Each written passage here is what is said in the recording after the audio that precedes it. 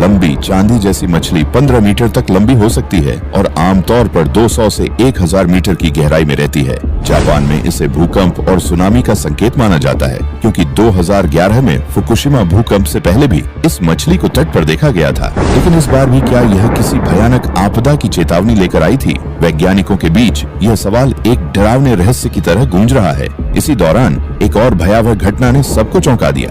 मार्च 2025 में ही अमेरिका के हार्बर समुद्री तट पर एक विचित्र जीव देखा गया। इसका नाम था ब्लैंकेट ऑक्टोपस। यह गुलाबी सिर और लंबे पारदर्शी शरीर वाला जीव समुद्र की गहराइयों में रहता है, लेकिन इस बार यह सतह पर तैरता हुआ दिखा। सोशल मीडिया पर वायरल इस वीडियो को देखकर लोग दहशत में आ गए। कुछ ने इसे प्रलय का संकेत तक कह डाला। यह वीडियो भले ही 2 साल पुराना था, लेकिन इसने एक बार फिर उस डर को जगा दिया कि क्या गहरे समुद्र में कुछ भयानक हो रहा है। वैज्ञानिकों की चिंता तब और बढ़ गई जब स्पेन में एक और डरावना जीव सतह पर देखा गया।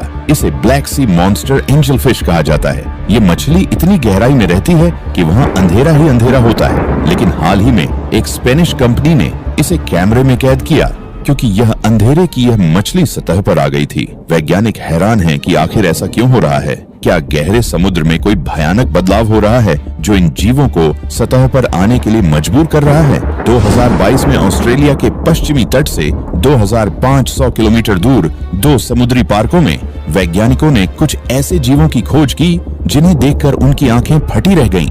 एक बैट फिश जो रेवियोली की तरह दिखती थी, लेकिन इसके पिछले पंख बड़े पैरों की तरह थे, जिनकी मदद से यह समुद्र तल पर चलती थी। एक ब्लाइंड कस्क ईल जिसकी त्वचा